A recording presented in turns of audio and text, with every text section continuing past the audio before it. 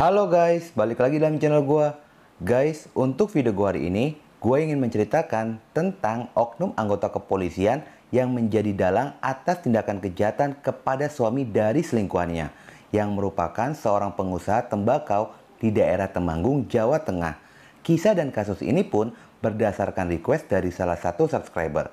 Bagaimana kasus ini? Yuk kita simak videonya.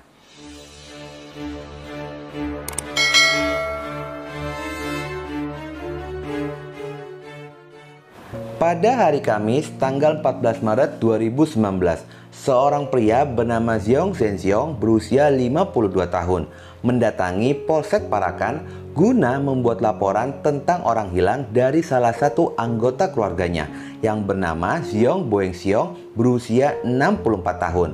Boengxiong sendiri merupakan seorang pengusaha tembakau dan pupuk yang cukup besar di wilayah Temanggung. Hilangnya Boengxiong membuat pihak keluarga merasa sangat cemas. Menurut pelapor, dia menduga jika korban telah pergi meninggalkan rumah sejak hari Senin tanggal 12 Maret 2019. Mendapati laporan itu pun, pihak kepolisian segera membentuk suatu tim untuk melakukan pencarian. Proses pencarian berjalan selama 4 hari lamanya dan menemukan titik temu pada tanggal 18 Maret 2019. Tim penyidik menemukan adanya mobil pick-up terakhir kalinya yang dibawa oleh korban di wilayah perkebunan Tambi, Kecamatan Kejajar, Kabupaten Wonosobo. Meskipun mobil korban berhasil ditemukan, tetapi pada saat polisi melakukan penyisiran area tersebut, polisi tidak berhasil menemukan adanya Boengxiong. Hingga penyelidikan pun mulai dikembangkan dengan cara melakukan olah TKP di lokasi penemuan mobil serta menyatukan informasi dari para saksi yang berkaitan dengan korban. Sampai pada akhirnya, polisi melihat jika ada dugaan sementara bahwa peristiwa tersebut ada kaitannya dengan istri korban yang bernama Nurtafia, wanita cantik berusia 30 tahun. Dengan berbagai bukti dan dugaan yang memberatkan telah dimiliki oleh pihak kepolisian, pada hari Selasa tanggal 19 Maret 2019, pada malam harinya polisi langsung menjemput ibu satu orang anak ini dari hasil pernikahannya dengan korban. Pada saat dilakukan interogasi, sang istri pun menguak fakta yang sangat mengejutkan. Dia mengakui telah melakukan perbuatan mengerikan kepada suaminya, dan perbuatan itu pun telah direncanakan sejak lama. Bahkan jika salah satu pelakunya merupakan oknum anggota kepolisian. Bukan hanya itu saja, pria itu pun merupakan selingkuhannya. Pria itu bernama Permadi Dian Wicaksono, berpangkat brigadir dan ditugaskan di Keranggan Polres Temanggung. Dengan adanya kesaksian itu pun, Brigadir Permadi langsung diamankan oleh pihak kepolisian dan dianggap menjadi dalang pada kasus ini. Pada saat di kantor polisi, Permadi pun menjalani proses interogasi. Di dalam interogasi itu, tersangka Permadi mengakui jika mereka telah saling mengenal selama 2 tahun lamanya. Berawal ketika menjalin hubungan bisnis tembakau yang akan dijalaninya. Dengan adanya kedekatan itu, lambat laun membuat mereka saling mencintai dan terjalin cinta terlarang. Meskipun masing-masing dari mereka telah berkeluarga. Keseriusan hubungan mereka rencananya akan dibawa ke tahap pernikahan. Dikarenakan merasa pasangan masing-masing menjadi penghalang, Permadi pun akhirnya menceraikan istrinya. Tetapi mereka berdua mempunyai rencana lain untuk korban Boengxiong. Bukan hanya sekedar diceraikan, mereka pun ingin menghilangkan nyawanya. Nurtafia dan Permadi mengaku telah menjadi dalang penyebab korban kehilangan nyawanya. Hasil pengembangan polisi menemukan fakta jika mereka tidak melakukan aksinya menggunakan tangan mereka sendiri, melainkan menyuruh orang lain untuk melancarkan niat jahatnya dengan iming-iming uang sebesar 20 juta rupiah. Pelaku Nurtafia sendiri sengaja meminta uang kepada suaminya sebesar 20 juta rupiah untuk bisa membayar orang suruhan yang bernama Indarto dan Ambon. Dengan dana yang didapat itu pun mereka segera mengatur rencana. Langkah ini sengaja mereka lakukan lantaran sudah beberapa kali mereka ingin menyingkirkan korban. Tetapi usaha mereka pun selalu gagal, termasuk dengan cara supranatural, yaitu dengan cara mengirimkan santet. Polisi yang mendapatkan informasi itu pun langsung memburu tersangka lainnya dan berhasil mengamankan Rizal alias Ambon dan Indarto yang sempat melarikan diri ke wilayah seputaran Temanggung. Hingga akhirnya kedua pelaku pun memutuskan untuk menyerahkan diri ke Polres Temanggung pada hari Jumat tanggal 22 Maret 2019 jam 8 malam. Menurut pengakuan tersangka Ambon, dia setuju melakukan kejahatan lantaran ingin membalas hutang budi kepada tersangka Permadi.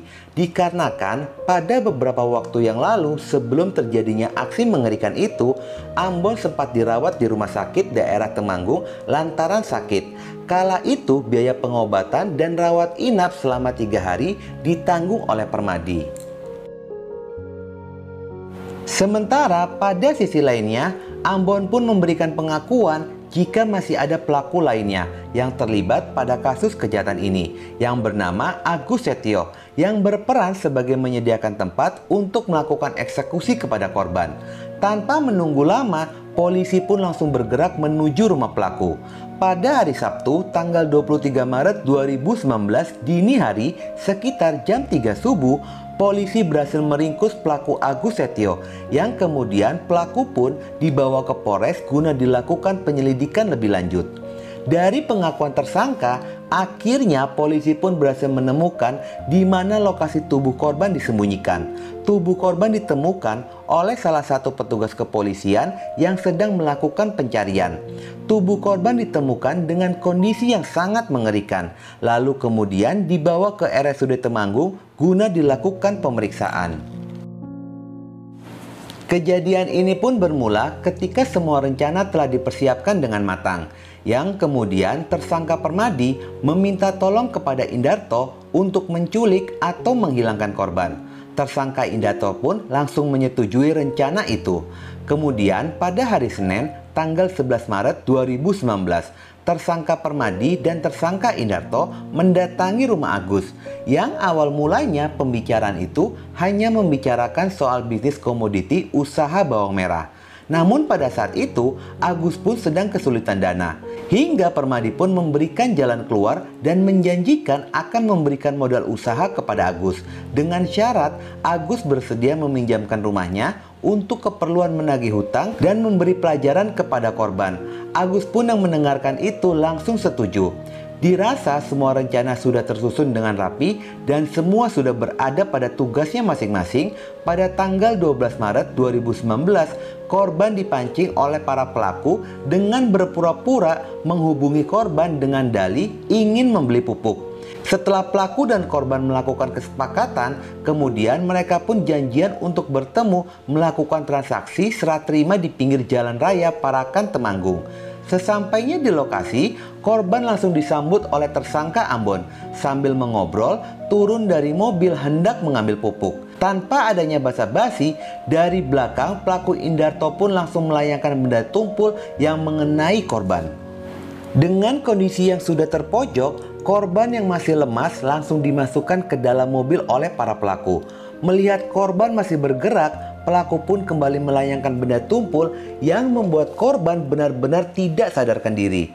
Lalu tersangka Indarto dan Ambon membawa tubuh korban ke rumahnya Agus untuk melakukan langkah selanjutnya, yaitu melakukan hal yang sangat mengerikan.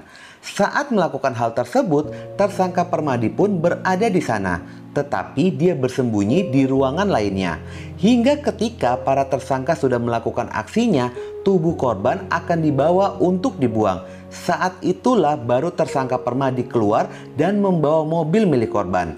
Permadi membawa mobil milik korban menuju rumahnya di daerah Banyu Urip untuk diganti nomor polisinya yang kemudian ditinggalkan di sekitaran perkebunan teh Tambi Wonosobo.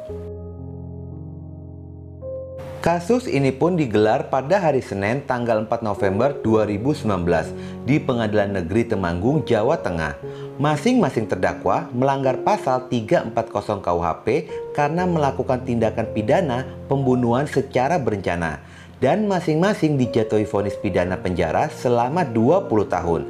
Untuk terdakwa Agus, dia hanya mendapatkan hukuman 7 tahun penjara karena dianggap hanya membantu dalam melakukan aksi mengerikan tersebut.